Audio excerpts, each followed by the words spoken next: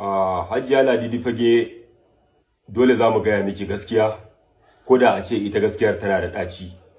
Idan ɓera ɓarawo ne, daddawa ma tana da wari.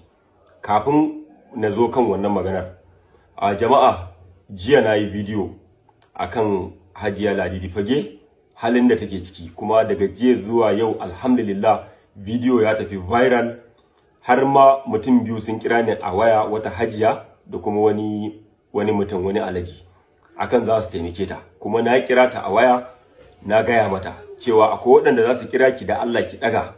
Sannan kuma sakamakon wannan bidiyon har yanzu a masana'antar Kannywood an sake tura min wani bidiyon ta na cewa bana wannan baiwar Allah fa muna taimaka mata, wallahi muna yi, amma ita ce ta kasa nutsuwa. Yanzu kun ga wannan bidiyon, kun gani ko? To kun ga wannan bidiyon, ba ga irin ta ba. Sannan kuma jama'a, akwai wani abokinmu a masana'antar Kannywood din, Sani Kandi. Duk wanda yake Kannywood, sai dai in sabo ne kai ko sabo ne kai, ka san waye Sani Kandi. Sani Kandi sound man ne, kuma producer ne, kuma Sani Kandi mutum ne mai jajircewa. Sani Kandi ya kira ni a waya, na ga bidiyon ka. Wannan bidiyon naka wallahi wannan baiwar Allah ana mata. Saboda yanzu haka maganar da nake ma da Aisha Humaira da Hadiza Gabon sun yi magana a tsakaninsu cewa ya za a yi su taimaki wannan baiwar Allah.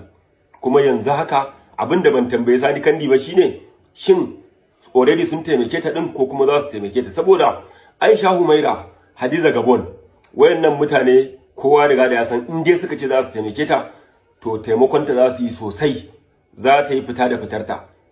So ban sani ba ko sun taimake ta din ko kuma za su taimake ta. Idan ba su taimake ta ba, ina kira ga Aisha Humaira, matar Rarara, da kuma Hadiza Gabon, kamar yadda Sani Kandi ya ce min kun yi magana tsakanin ku akan za ku haɗa ƙarfi da ƙarfe ku taimake ta. Dan Allah dan Annabi ku taimaki wannan baiwar Allah. Duk da ma dai domin Allah kuka yi, amma tunda aka gaya min, ni wannan yanzu fitowa da na faɗa social media ba riya bace, kuma ba ku kuka sani na fito ne magana ba. Ni ne na ji daɗin wannan wayar da muka yi da Sani Kandi, abin ya burge ni, nace to ni ma zan fito ne video. So Allah ya saka muku da alkhairi, Aisha Humaira da Hadiza Gabon. Kuma duk wanda yake da niyyar taimakawa Hajiya Ladidi Fage, kofa a buɗe take. Lambarta ni zan baka lambarta idan na tabbatar da cewa taimaka mata za ka yi. Sannan kuma jama'a, yana da kyau ku sani fa, saboda wasu mutane suna cewa wai me yasa 'yan Kannywood yawanci idan suka zo wannan mataki sai an taimaka musu, sai an yi kaza, sai an yi kaza. Ba haka bane wallahi. 'Yan Kannywood da yawa waɗanda suka tsallake, waɗanda suka tsira, waɗanda suka canza rayuwarsu, suka yi arziki. Amma mun zo wata duniya ce wacce idan mutum ya yi abu mai kyau ba a damuwa da shi, sai mutum ya yi abin da ba shi da kyau. Ma'ana wannan halin da wasu daga cikin 'yan Kannywood suke shiga ciki na taimako, na rashin lafiya, a yi kaza, shine yake zama muku abun magana.